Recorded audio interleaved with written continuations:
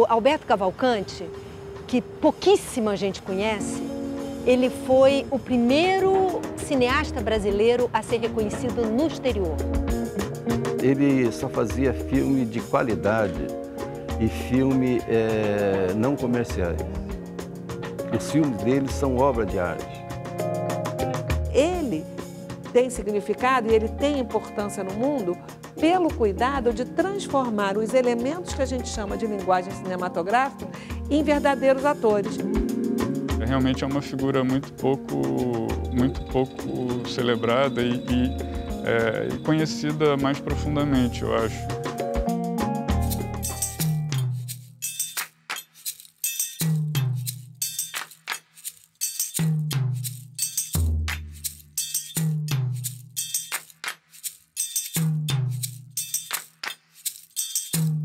Ele foi uma das mais fascinantes figuras do nosso cinema no século passado. Nos anos 20, se aproximou da vanguarda francesa. Nos anos 30, anos 40, morou na Inglaterra e participou ativamente da produção cinematográfica inglesa. Em 1949, voltou para o Brasil e foi o primeiro produtor geral da Vera Cruz. Aquela ideia natimórtia de criar uma Hollywood brasileira em plena São Bernardo do Campo. Depois foi nomeado por Getúlio para presidir uma comissão que resultou na criação do Instituto Nacional de Cinema. Enfim, teve uma vida cinematográfica muito intensa. Os 30 anos da morte de Alberto Cavalcante é o tema de hoje do programa De Lá Pra Cá.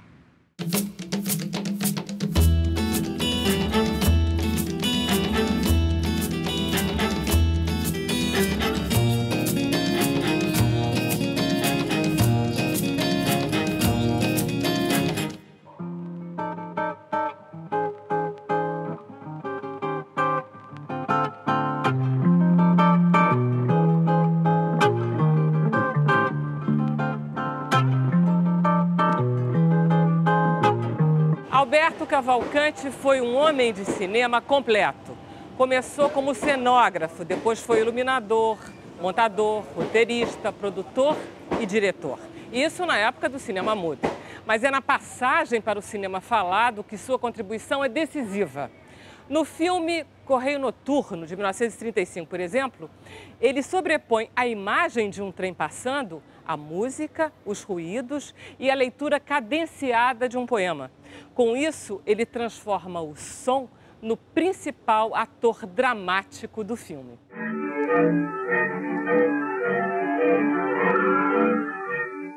Past cotton grass and moorland boulder, shoveling white steam over her shoulder, snorting noisily as she passes, silent miles of wind-bent grasses. Birds turn their heads as she approaches, stare from the bushes at her blank-faced coaches. Sheepdogs cannot turn her cross, they slumber on with paws across. In the farm she passes, no one wakes, but a jug in a bedroom gently shakes.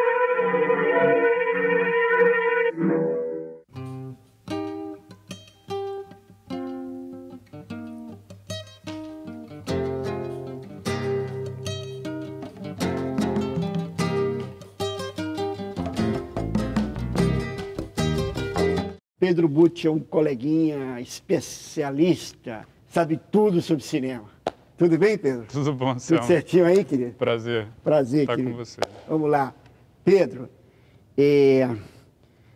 fala um pouco de Alberto Cavalcante. Quem foi ele? Qual a sua importância na história do nosso cinema? Enfim, fala um pouco sobre ele. Olha, Alberto Cavalcante, eu acho que ele é uma figura importantíssima para você entender um determinado período do cinema brasileiro, né? A gente sabe que a história do nosso cinema é uma história de tentativas de afirmação como uma indústria, né? Principalmente, né? E a gente sabe que o cinema é muito contraditório, muito especial por essas características dele, de ser arte, criação, indústria ao mesmo tempo. É a primeira arte da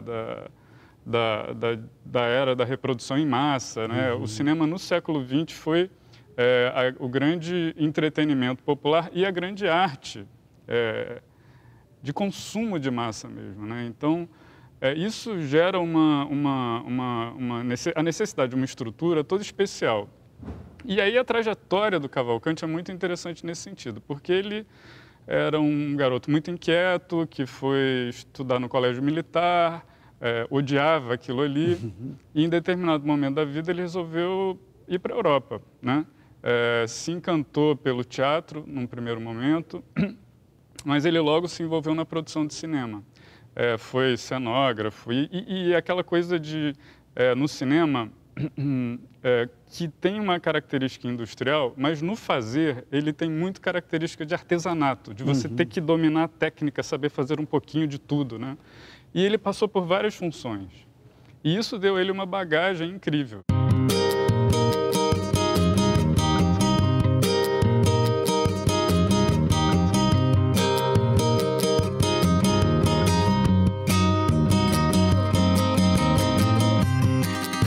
Sérgio Caldieri, jornalista, foi amigo pessoal de Alberto Cavalcante, apesar da diferença de idade. Conta um pouquinho a história da vida dele. O Alberto, já em 1926, já causou uma polêmica, né, de censura na época. Isso tem 86 anos atrás, né? Ele fez um filme chamado Rien que Eliezer, As Horas Passam, que foi Paris totalmente mostrando a realidade. Era tipo assim, o belo e o feio, o rico e o pobre, as diferenças, né, na época.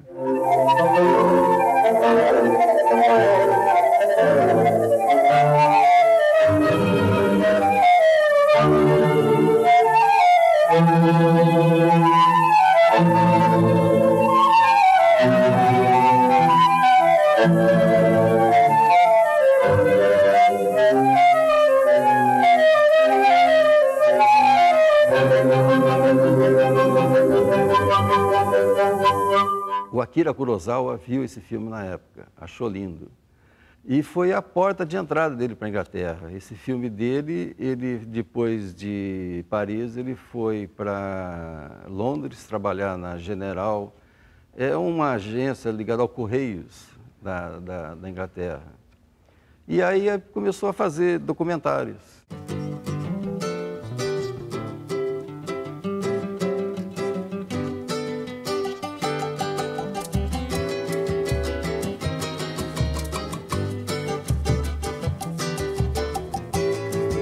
A meu lado, uma querida coleguinha, Norma Cury, que fez um doutorado na USP sobre cinema e escolheu o cineasta Alberto Cavalcante. Por que Alberto Cavalcante, Norma?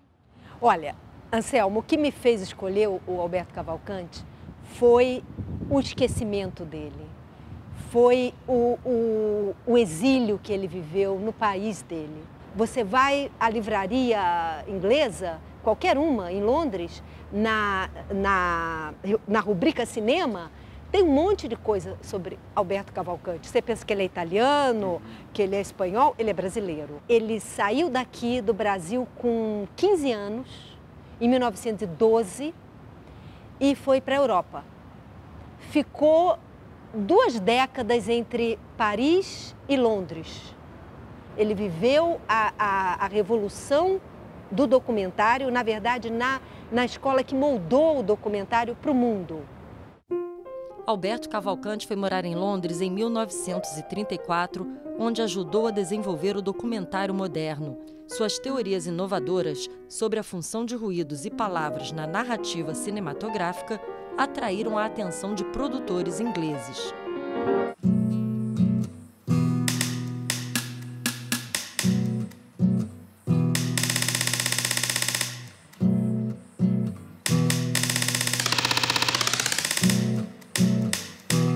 Cláudia Chaves é professora de cinema da PUC do Rio de Janeiro. Cláudia Chaves, eu queria perguntar para você qual é a importância do cineasta Alberto Cavalcante. Ele tem uma formação totalmente europeia, quer dizer, ele é brasileiro, mas ele é um cineasta europeu nesse sentido de formação. Ele tem, nesse momento, uma ligação com o cinema documentarista que também estava se iniciando.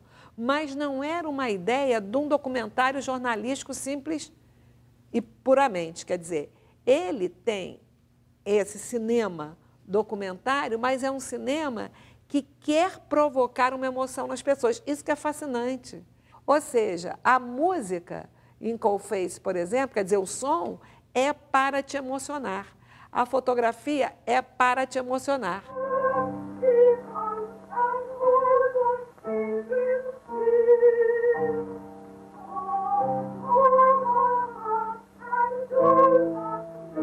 The life of the village depends on the fish.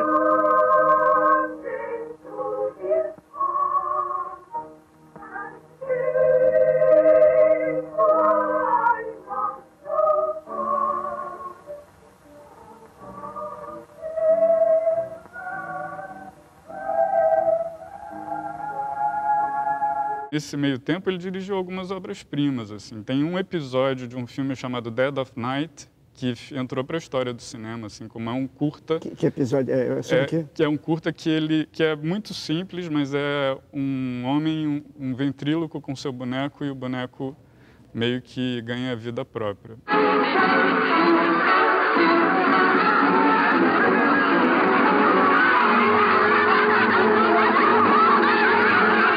Just room for one more inside, sir.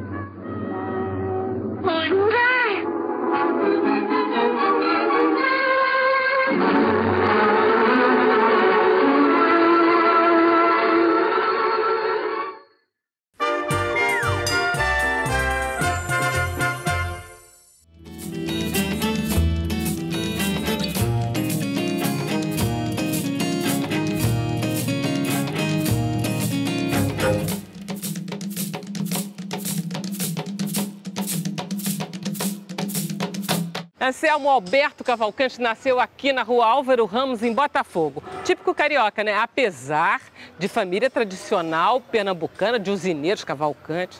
Bom, enfim, estudou no Colégio Militar, estudou na Faculdade Nacional de Direito e foi embora para a Europa. Ficou lá até 50 anos, quando voltou... E voltou para tentar montar, né, a Veracruz, enfim, que era a nossa Hollywood brasileira, né?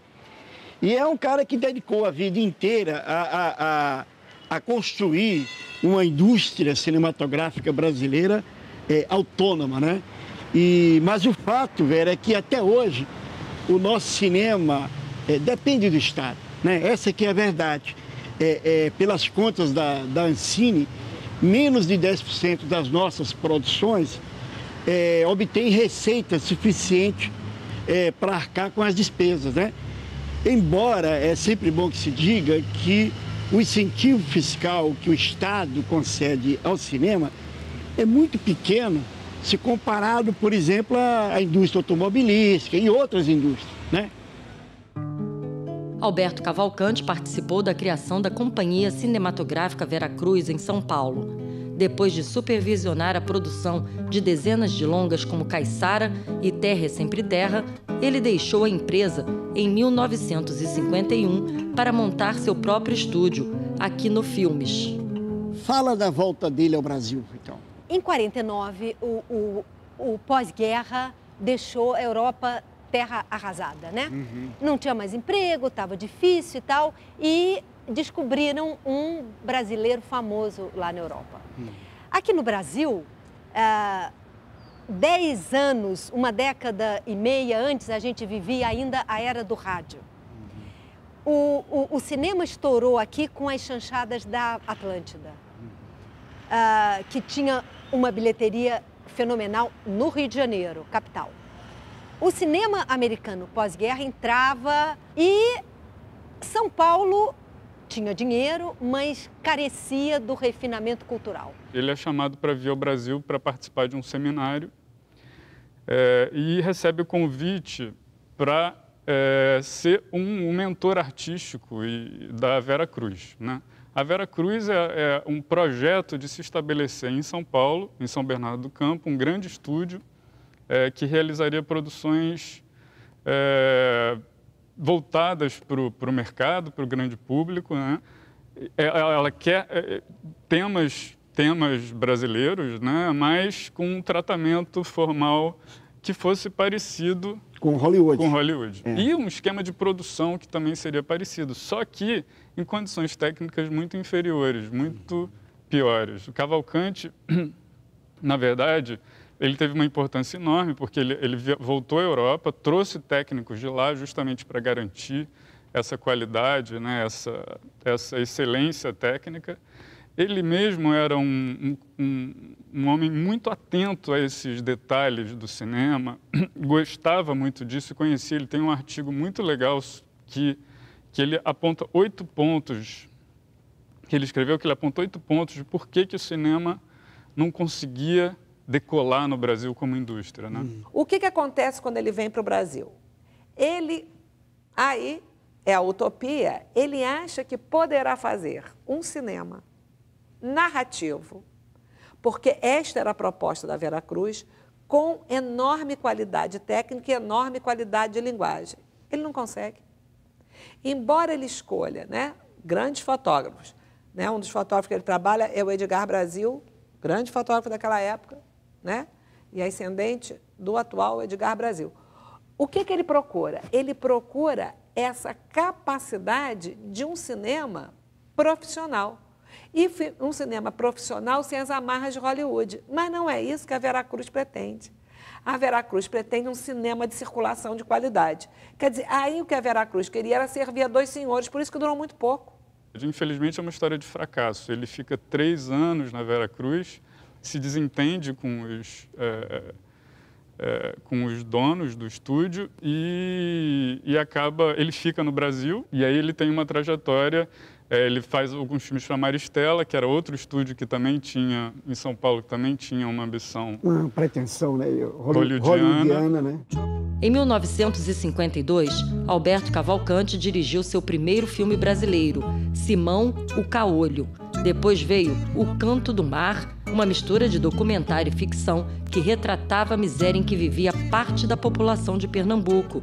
E em 1954, ele lançou Mulher de Verdade. 3 filmes que ele conseguiu fazer no Brasil, fora da Vera Cruz. O primeiro, aí ele queria mostrar que ele era brasileiro. Aí ele faz um filme que se chama Simão o Caolho, que é um filme delicioso, que é uma alegoria política, onde ele vai para um bequinho paulista e pega aquelas bisbilhoteiras na janela, mulher com roupa na corda, o leiteiro cobrando as coisas, uma coisa bem pequena, bem vila, e um contraponto com o crescimento urbano desenfreado paulista. Ele faz essa crítica. Isso é fantástico. Bom dia. Bom dia. Como vai? Estou bem, obrigada. Então, como está? Não ando bom. Uma dor nas costas, eu não sei que diabo é isso. Apanha tudo. Então, vamos apresentar o nosso jornal falado com as últimas novidades da reportagem. Segundo informações que recebemos da capital federal, a polícia está inflexível na moralização dos costumes. E o Simão vira presidente. Quando ele vira presidente, a frase que ele usa é trabalhadores do Brasil. Aí o Getúlio adora porque acha que é com ele. E vai lá cumprimentar o Cavalcante. Resultado, a esquerda queria acabar com ele. Porque o Getúlio era amado, odiado.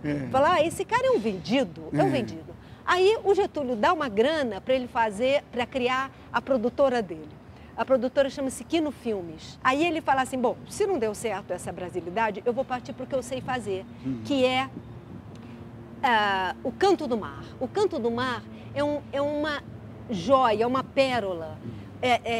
Talvez seja o melhor testemunho rural que esse país teve. Ele pega nordestino, retirantes da seca, mas tudo filmado esteticamente. Ele usa a música do Guerra Peixe e faz um documento lindo. Ele usa o que o Eisenstein usou em Que Viva o México, que é filtros vermelhos, câmera baixa. É um filme lindo, Anselmo.